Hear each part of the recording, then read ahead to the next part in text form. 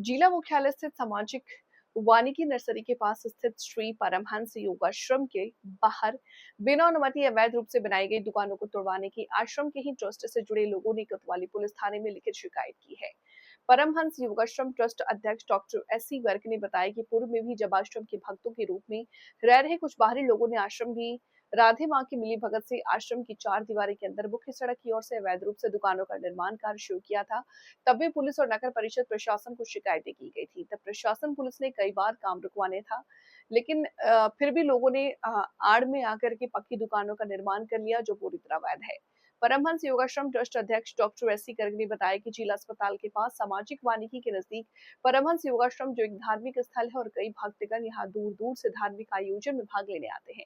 Trust अध्यक्ष गर्ग ने बताया कि इस आश्रम का निर्माण आमजन और भक्तों के सहयोग से करवाया गया है, लेकिन विगत कुछ महीनों से आश्रम में रहने वाले कुछ अपरिचित लोगों के द्वारा आश्रम के बाहर बिना ट्रस्ट की अनुमति से दुकानों का निर्माण करने का खेल चल रहा है, जो पूरा कर लिया गया है। एक परमहंस योगा आश्रम है, उसके अंदर अवैध तरीके से कुछ लोगों के द्वारा दुकानें बनाई जा रही है, क्या मामला है?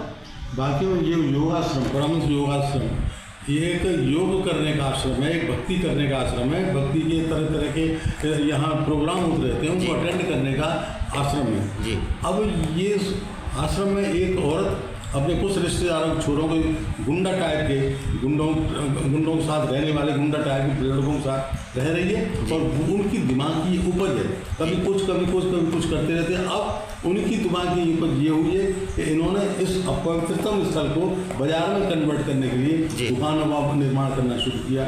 जैसे ही हमें मालूम पड़ा 24/11/25 को हमने शिकायत की पुलिस में और आयुक्त महोदय नगर परिषद स्वामी माधोपुर, उन्होंने तुरंत संज्ञान लेकर के इनका कार्य रुकवाया। लेकिन इनकी बेशर्मी से और इनकी हट दरिद्रता से कार्य इन्होंने रोका नहीं और प्रशासन को भी डर को निकाल के रोका नहीं है और बदस्तूर करते रहे। तो आखिर में फिर हमने दूसरी बार इनकी जो शिकायत की थी वो 9/12/25 को की, पर वो जो है अध्यक्ष कलेक्टर महोदय की थी, उन्होंने तुरंत ही एक्शन लेकर के और कार्य रुकवाया। फिर भी ये रात में चुपके कार्य करते रहे। अब हालत ये है कि इन्होंने पट्टियाँ भी डाल ली है, छत तक उसको दीवार को ले गए, पट्टियाँ डाल ली है। हमें मालूम पड़ते ही हम फिर दोबारा म्यूनिसिपल बोर्ड गए और फिर वहाँ अतिरिक्त कलेक्टर महोदय से हमने निवेदन किया।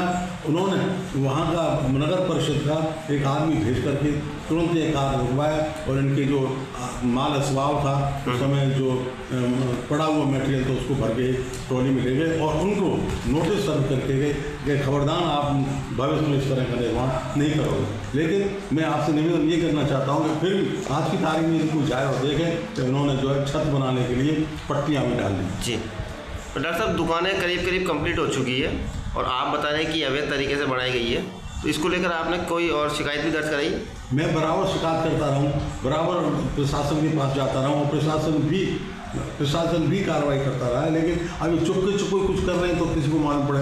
पहले ये बहाना लगा दिया हमने, वही पर्दे तो इसलिए कि और चुपके पर्दे के पीछे करते तो ना प्रशासन को मालूम पड़े ना मालूम। जब ये पर्दे हमें शक हुआ तो हमने फिर दोबारा इसको SI सरदार है उसको बुलाया कि भाई ये क्या हो रहा है। उन्होंने पूरा सामान ले करके जब्त करके और चले गए ले गए। डॉक्टर साहब, आप किस तरह की मांग है आपकी? हमारी मांग ये है कि धार्मिक स्थल ही रहने जाए, इसको मार्केट नहीं बनाया जाए। जो दुकान है जो सरकारी ज़मीन पर इलीगल बिना किसी परमिशन के बनी, उनको तुरंत ढहा दिया जाए, जिससे कि उनका पहला पूर्व जो रूप था वो बहाल हो जाए।